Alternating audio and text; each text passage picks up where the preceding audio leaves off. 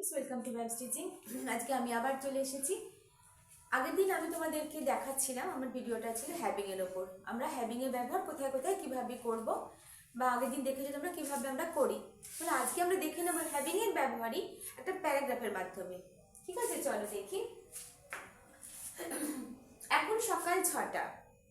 এখন সকাল 6টা। নাও it is 6 o'clock in the morning. Now it is 6 o'clock in the morning অথবা in the morning. আমি ভোর 5টায় রোজ উঠি। আমি ভোর 5টায় আচ্ছা, এটা কি ধরনের সেন্টেন্স বলো? এটা সিম্পল প্রেজেন্ট টেন্স, যে কাজটা আমরা রোজ করি, যেটা আমরা রোজ করি, অর্থাৎ এটার কোনো পাস্ট বা ফিউচার নেই, এটা আমরা ডেইলি করতে অভ্যস্ত, এবার হ্যাবিচুয়েটেড। ঠিক আছে, তাহলে আমি ভোর 5টায় রোজ উঠি। I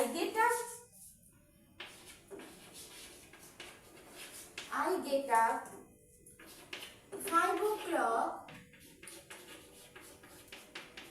in the early morning. 5 o'clock in the early morning every day. Now it is 6 o'clock in the morning. I get up 5 o'clock in the morning every day. আমি প্রতিদিন ভোর 5টায় উঠি। আমি টিউশন প্রাতরাশ করে টিউশন যাচ্ছি, অর্থাৎ আমি একটা কাজ কমপ্লিট করে আর একটা কাজ করতে যাচ্ছি। তাহলে এখানে আমরা কিসের ব্যবহার করেছিলাম? হ্যাভিংয়ের ব্যবহারটা এখানে কিভাবে ছিল? হ্যাভিংটা ছিল শুরুতে, অর্থাৎ সেন্টেন্সের শুরুতে আমরা হ্যাভিং দিয়ে স্টার্ট করেছিলাম। একটা কাজকে কমপ্লিট করে আর একটা কাজ করছি।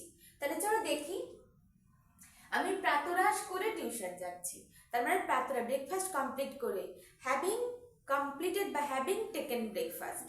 হ্যাভিং টেকেন ব্রেকফাস্ট, এখানে হ্যাভিং এর ব্যবহারটা কোথায় হলো? শুরুতে। Having taken breakfast, having taken breakfast. এই ধরনের ছোট ছোট বাক্য বা সেন্টেন্স তোমরা তৈরি করবে বাংলায়। প্রথমে তোমরা বাংলায় ভাববে, তারপর সেটাকে ইংলিশে ট্রান্সলেট করবে। আর ঠিক কিভাবে আমি তোমাদের পরপর ধাপে ধাপে শিখিয়েছিলাম, দেখিয়েছি তোমাদেরকে যে কিভাবে আমরা বাংলা থেকে ইংলিশে সেন্টেন্সকে ট্রান্সলেট করব। দেখো কিভাবে দেখিয়েছি আমরা। প্রথমে সাবজেক্ট, তারপরে এই দিকে চলে এসে ভার্ব থেকে শুরু হচ্ছে, ধীরে ধীরে ধীরে ধীরে ধীরে রাইট সাইড থেকে আমরা লেফট সাইডে আসছি। অ্যাকর্ডিং টু স্ট্রাকচার তোমরা যদি রোজ প্র্যাকটিস করো, তোমাদের কাছে এটা খুব খুব ইজি হয়ে যাবে, আর তোমরা তার সাথে বলতেও পারবে। প্রথমে বাংলা ভাববে, তারপরে ইংলিশ করবে। ঠিক এইভাবে তোমরা বলাটাও প্র্যাকটিস করবে। নেক্সট চলো তাহলে দেখে নিই। Having taken breakfast, breakfast complete করে, having taken breakfast I am going for tuition. Having taken breakfast I am going for tuition. Okay, next কি দেখছি? আমার বোন প্রাতরাশ করছে। আমার বোন প্রাতরাশ করছে।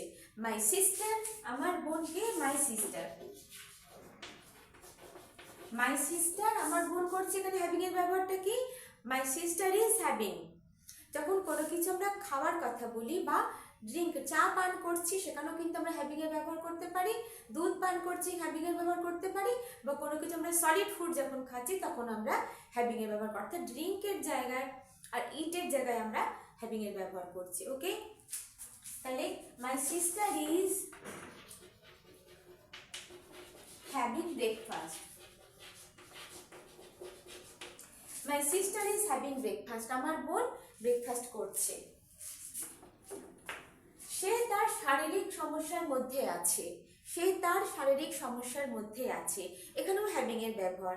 দেখো এখানে আমরা কিভাবে করেছিলাম? She is having travel. She is having, দেখো কোথায় কোথায় হ্যাভিং এর ব্যবহার করছি আমি আন্ডারলাইন করে দিচ্ছি। সি ইজ এখানে, she is having travel for her health issue. For her health issue.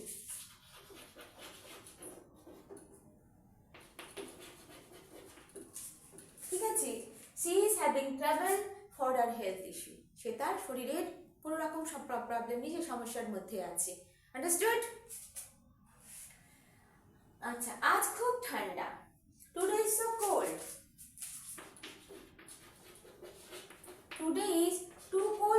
so cold.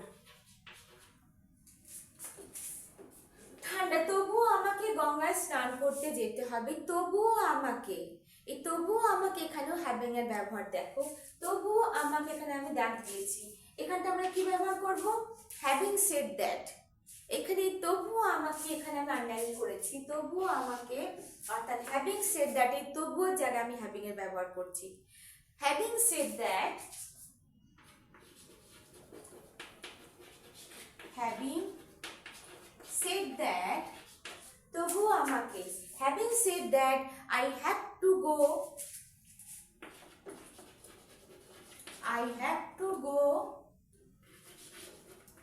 to take bath, I have to go to take bath, তবুও আমাকে গঙ্গায় স্নান করতে যেতে হবে, I have to go to take bath in the Ganges. তাহলে এখানে কি দেখলাম, এখানেও আমি হ্যাভ টু, এখানে কিন্তু আমরা এই হ্যাভ টু গো, এইখানে কিন্তু এই টু গোটা আছে ইনফিনিটিভ, ঠিক আছে। I have to go to take bath in the Ganges, তবুও আমাকে হ্যাভিং সেড দ্যাট, এখানে হ্যাভিং সেড দ্যাট, এরপরে আন্ডারলাইন করলাম, having said that I have to go to take bath in the Ganges, I have to take to bath in the Ganges. Having said that, অর্থাৎ তবুও আমাকে, যখন কোনো কাজটা আমার করার ইচ্ছে করছি না তবুও আমি করছি, তখন আমরা কি ব্যবহার করব, having said that, ঠিক আছে।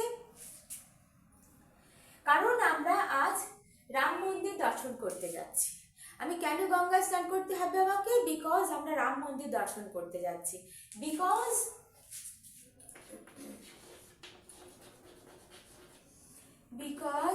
we are going to visit Ram Mandir today. কারণ আজ আমরা রাম মন্দির দর্শন করতে যাচ্ছি, আমাকে কেন গঙ্গা স্নান করতে হচ্ছে, because we are going to visit Ram mandir today, আজ আমরা রাম মন্দির দর্শন করতে যাচ্ছি, তার কারণে আমাদের গঙ্গা স্নান করতে হবে। আজকে খুব ঠান্ডা, কিন্তু তবুও আমাকে গঙ্গা স্নান করতে যেতে হচ্ছে। তাহলে বুঝতে পারলে কিভাবে সেন্টেন্সটা লিখলাম, কিভাবে লিখলাম, প্রথমে দেখো, today is too cold, today is so cold, having said that, তবুও I have to go to take bath, আমাকে যেতে হবে to take bath in the Ganges, Ganga নদীতে স্নান করতে, because we are going to visit Ram mandir today, বা because today দিয়েও শুরু করতে পারো, আন্ডারস্টুড। আমার মাকে তাড়াতাড়ি রান্না করতে হচ্ছে, বা আমার মাকে রান্না করতে হচ্ছে আমার দাদুর জন্য, এই রান্না করতে হচ্ছে, my mother is having to cook, my mother is having to cook, এই যে having to cook, my mother is রান্না করতে হচ্ছে, ঠিক আছে, অর্থাৎ করতে হবেই, দরকার আছে, করতে হচ্ছে, জোর করে তাকে করতে হচ্ছে, my mother is having to cook, এখানে আমরা having এর ব্যবহার করলাম, my mother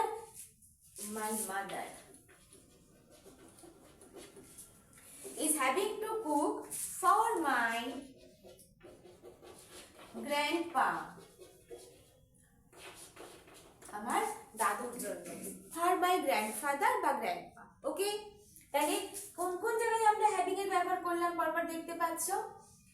এখন আমরা এখানে এসেছি, নাও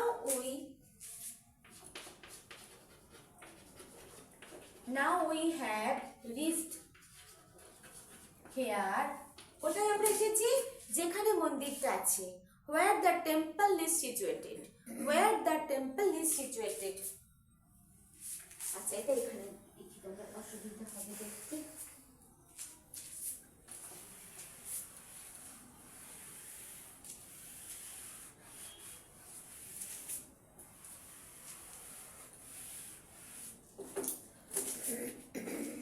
তাহলে আমরা কি দেখলাম, because we are going to visit Ram Mandir today, my mother is having to cook for my grandfather, my mother is having to cook for my grandfather, now we have reached here, এখন আমরা এখানে এসে পৌঁছেছি, কোথায় এসে পৌঁছেছি? where the temple is situated. where the temple is, যে মন্দিরে আমরা এসেছি, যেই মন্দিরটা যেখানে সেখানে আমরা এখন এসে গেছি। তারপরে আছে আমরা খুব মজায় আছি।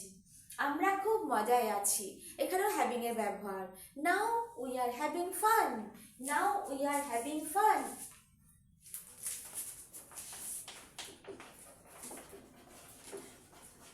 নাও উই আর হ্যাভিং, এখানে দেখো হ্যাভিং ফান। আমরা কোনো অবস্থার মধ্যে বোঝাচ্ছি, এখানে আনন্দে আছি কি কষ্টে আছি কি দুঃখে আছি কি কোনো চিন্তায় আছি, তখন আমরা এখানে হ্যাভিং এর ব্যবহার করলাম। Now we are having fun. Understood? Next কি দেখলাম? স্নান করে আমরা পুজো দিতে যাচ্ছি।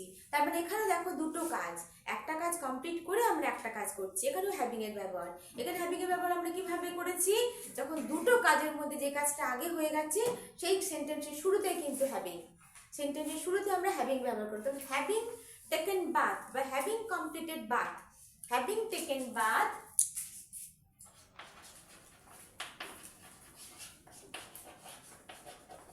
having taken bath, we are going for worship. Having taken bath, we are going for worship. আমরা পুজো দিতে যাচ্ছি। ঠিক আছে, পুজো দেবার জন্য আমরা যাচ্ছি। তাহলে আমি দেখলাম আমরা কোথায় কোথায় আমরা হ্যাভিং এর ব্যবহার করলাম। হ্যাভিং টেকেন বাথ, ঠিক আছে, we are having fun. Having taken bath, we are going for worship.